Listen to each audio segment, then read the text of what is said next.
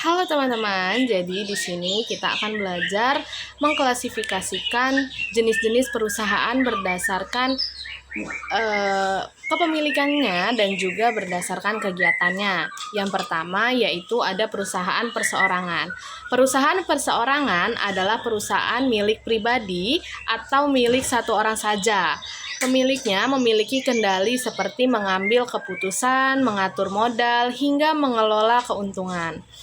Kemudian adapun kelebihannya yaitu perusahaan perseorangan adalah pengelolaannya itu lebih sederhana. Semua keuntungannya menjadi milik pribadi atau milik seseorang tersebut. Dan proses pendiriannya juga tidak terlalu rumit.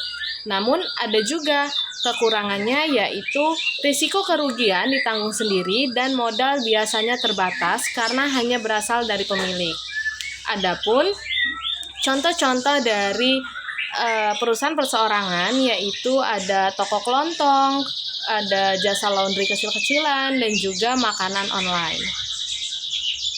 Kemudian yang kedua ada perusahaan persekutuan.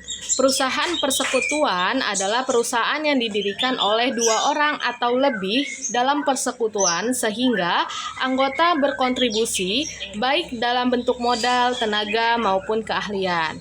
Keuntungan yang diperoleh akan dibagi sesuai kesepakatan dan kerugian pun ditanggung bersama.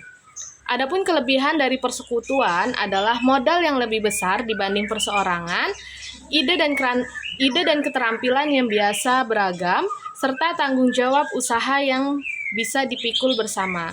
Namun, kelemahannya adalah potensi konflik antar anggota jika tidak ada kesepakatan yang jelas. Contoh dari perusahaan persekutuan adalah koperasi usaha, kelompok usaha bersama di bidang kuliner ataupun bengkel. Kemudian yang ketiga ada perseroan. Perseroan adalah perusahaan yang modalnya berasal dari saham. Setiap orang memiliki saham disebut pemegang saham, dan mereka berhak atas keuntungan sesuai jumlah saham yang dimiliki. Keunggulan perseroan adalah modal yang biasa sangat besar, kelangsungan usaha tidak tergantung pada satu orang, serta tanggung jawab pemilik terbatas pada modal yang ditanamkan. Adapun kekurangannya yaitu pendirian perseroan itu lebih rumit karena harus melalui prosedur hukum dan pengelolaan administrasi yang ketat. Jadi teman-teman, yang tadi adalah perusahaan berdasarkan kepemilikannya. Sekarang kita akan membahas perusahaan berdasarkan kegiatan. Yang pertama adalah perusahaan jasa.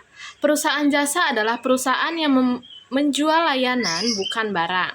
Artinya, produk utama yang dijual adalah pelayanan kepada konsumen. Contoh perusahaan jasa adalah rumah sakit yang memberikan pelayanan kesehatan, sekolah yang memberikan pendidikan, jasa transportasi online, perbankan, konsultasi bisnis, dan juga pelayanan di tempat wisata atau biasa disebut dengan tour guide. Keberhasilan perusahaan jasa sangat bergantung kepada pelayanan dan kepuasan pelanggan. Kemudian, yang kedua yaitu perusahaan dagang. Perusahaan dagang adalah perusahaan yang kegiatan utamanya membeli barang dari produsen atau pemasok, kemudian menjual kembali kepada konsumen tanpa mengubah barang tersebut.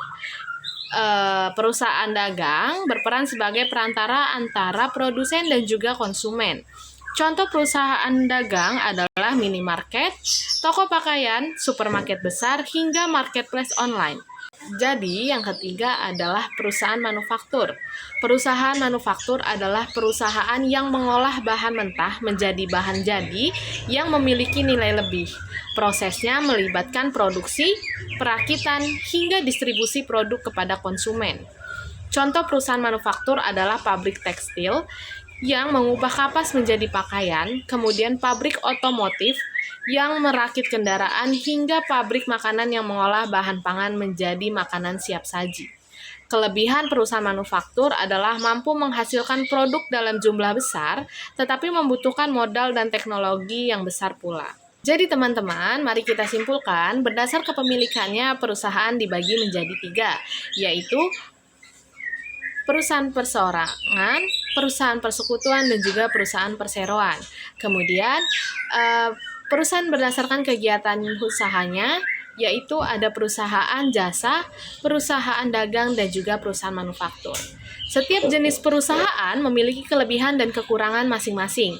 Dengan memahami perbedaan ini, kita bisa lebih siap dalam dunia bisnis, baik sebagai konsumen, pekerja, maupun calon pengusaha di masa depan. Terima kasih sudah menyimak penjelasan ini, semoga bermanfaat.